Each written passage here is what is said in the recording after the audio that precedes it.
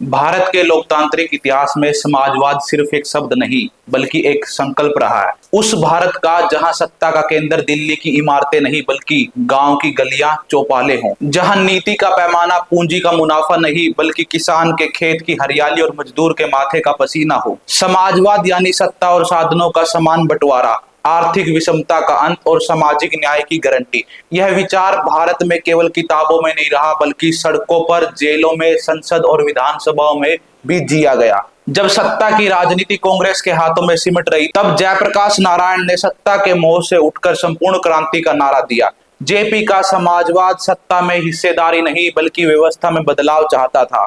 Doctor Ram Manohar Lohia ने समाजवाद को भारतीय जमीन की खुशबू दी। उत्तर भारत के खेत खलियानों में समाजवाद को जमीन दी चौधरी चरण सिंह ने। उन्होंने किसानों को केवल वोट बैंक नहीं बल्कि राष्ट्र की रीढ़ माना।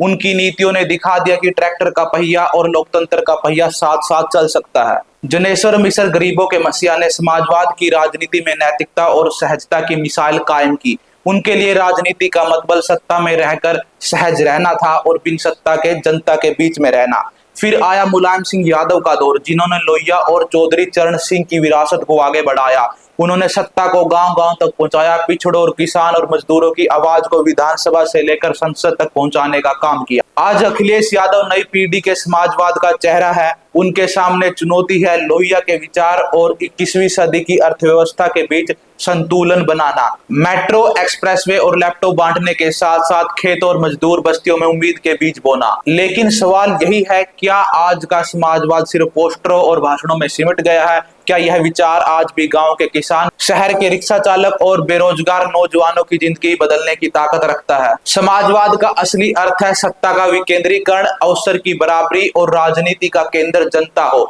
यदि यह राजनीति सत्ता की सीढ़ी बनकर रह जाएगी तो यह विचार भी खोखला हो जाएगा। लेकिन अगर यह सचमुच खेत, कारखाने, स्कूल, अस्पताल तक पहुंचे तो यही भारत का सबसे मजबूत राजनीतिक हथियार है। अखबार के पन्नों से लेकर गांव के चौक तक यह सवाल गूंजना चाहिए, क्या हम उस भारत की ओर बढ़ रहे हैं जहां हर इंसान के सपनों का रंग एक जैसा हो, या फिर समाजवाद एक नारा बनकर रह जाएगा?